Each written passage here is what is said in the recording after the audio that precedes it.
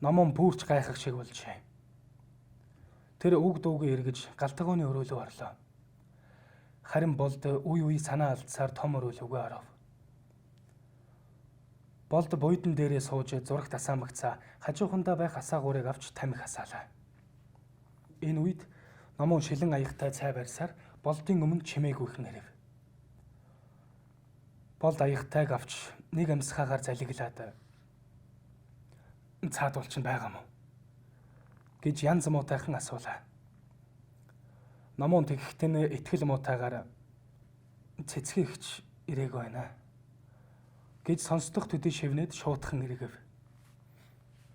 Болд аманда муу гिचи энэ гөлгөө аваад цайлаасаа гэж хэлээд нүдэн анж дээш хараад хэвтчихв. Гэтэл аава гэх Номон охины чичирхийлсэн хоолой зөөлнөр сонсдлоо.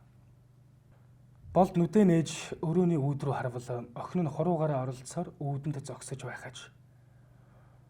Болд охиноо хараад сая л нэг өрөвдөх шиг болжээ.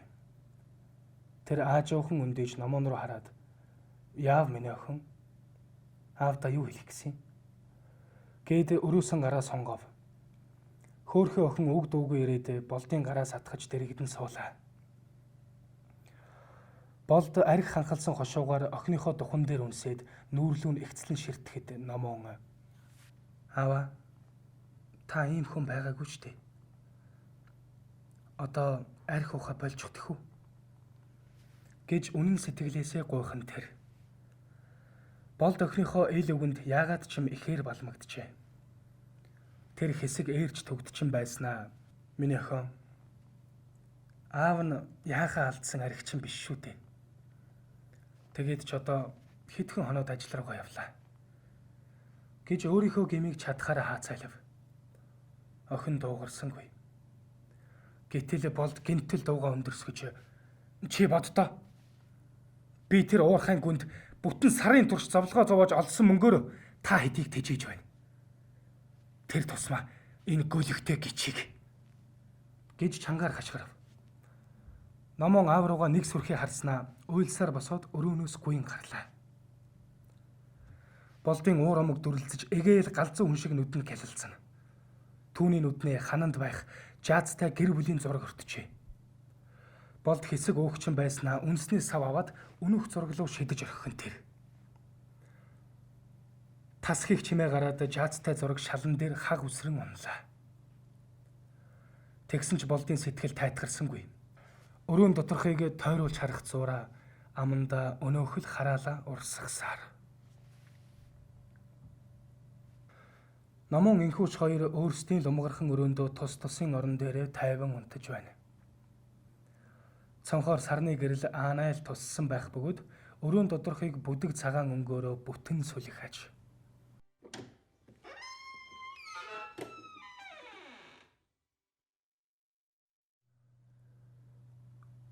Өрөөний хаалга зөөлөн чахарсаар аажуухан нээгдэв.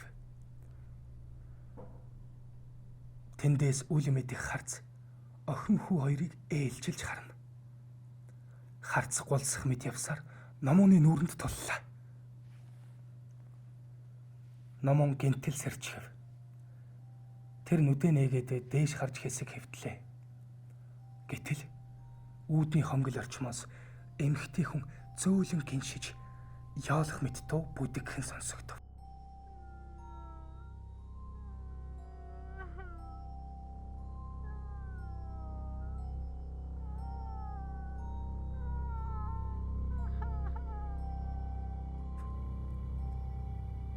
Номон орон дээр өндөж суугаад сайтар чагналаа. Яолох тун сонсдгоо болжээ. Харин хэн нэгэн хонглоор хөлөөж хэрэх мэт зөөлөн явах нь сонсогдоно. Тэр хөлийн чимээ явсаар угаалгын өрөөний хаалгыг онгойлгоод орох шиг болов. Номон аманда ихчирсэн байх та. Ингээд ганц шүн ч гэсэн хэрүүл шуугангүй унтаж байвал гэж шивнсээр эргэж хэвтлээ. Ин хэвтэхдээ тэр энхүүшийн зүг харсаар хэвтэнэ. Энхүүш тайван унтахаж. Намун уртаар санаа алдаад аажуухан эргэж ханар барах мөчөд. Нүд нь гялалзаж шүдэн ярцаасан тасгаар царайтай хүн тажихын тлэнийгээд хэвтэж байхын тэр. Намун ээж хэмээн орилсоор орноосоо босч ухс хийлээ. Тэр шуудхан л үүдэр өгөж өрөөнийхөө гэрлийг хасав.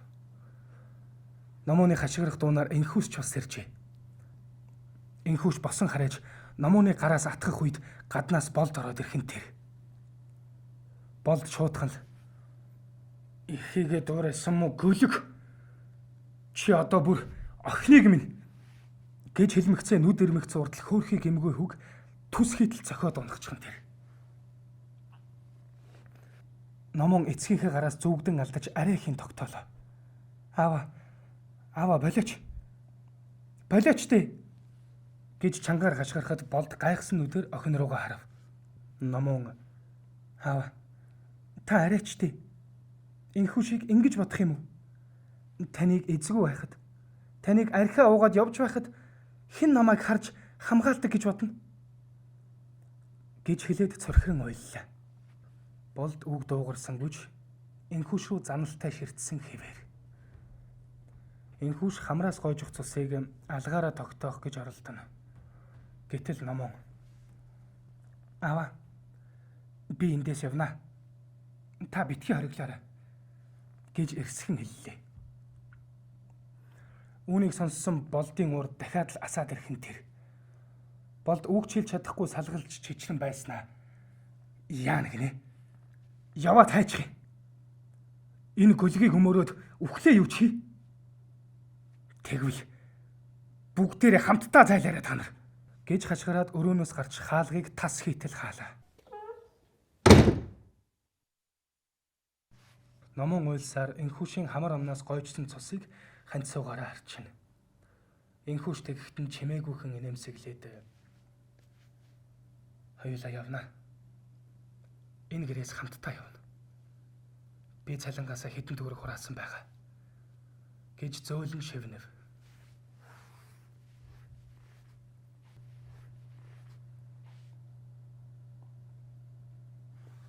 Их хотын эмх замбраагүй хөдөлгөөн эхэлжээ. Түгжирсэн олон дуут тохиогоо хангинуулж хаа сайгүй машины тоормос чахарна. Орцны үүдэндх сандал дээр нэгэн өвгөн ганц тамхи нэрээд бодол болж сууна. Энэ мөчид намун энхүүш хоёр орцны хаалгаар гарч ирмэгцээ үүдэнд түр зогсоод ярилцахаажээ. Харин өвгөн тэднийг чимээгүйхэн ширтэх зуураа ганцныхаа утааг үе шунаглан сорсоор байна. Чи хичээлээ сайн хийгээрэй. Би ажиллаа хийгээд байгаад болно. Заахаа. Хаахаагийн шүү. Саяхан л чи ах биш чацуу гэдээсэн биз дээ. За. Хичээлээ тараад яриарай. Тэгнэ. Ярина. Би угаасаа энэ гэрт ганцаараа байж чадахгүй байна. Аав эгч хоёр байгаад ч ямар ялгаа байх вэ штэ. Хүүхдүүдийн яриа ийн өнгөрсний хойно номон уртаар санаа алдаад салж явав. Энхүүш номооны араас харж хэсэг зогсоод эсрэг тийш явах гэтэл өвгөн хөөмнэ ингэж эрүүхэн дуудлаа. Энхүүш гайхсаар эргэж харав. Өвгөн тэгэхэд нь нүдэнд дулаахан инээмсэглэж ганц тамхиа хораагаад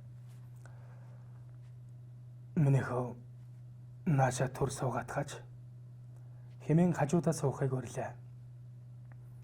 Энхүүш хэдий ихээр яарахч ийш тийш харсаар өвгөний хажууд суув. Өвгөн шуудхан л би та хоёрыг нэлээд ажиж суулаа. Эхэл базаахгүй юм бодогдоод. Гэснээ хүүгийн нүд рүү цоо ширтгэн тэр. Энхүүш бүрч гайхаж орхилоо. Тэрээр "Гөө та юу яриад байна? Яагаад ингэж хэлж байгаа?" гэж ил цагаахан асуув. Хариуд нь өвгөн өнөөхөл нугацтай харцаараа тас ширтээд "За хүүхэ. Чи аан гэд уун гэж бай." хэмээлээ.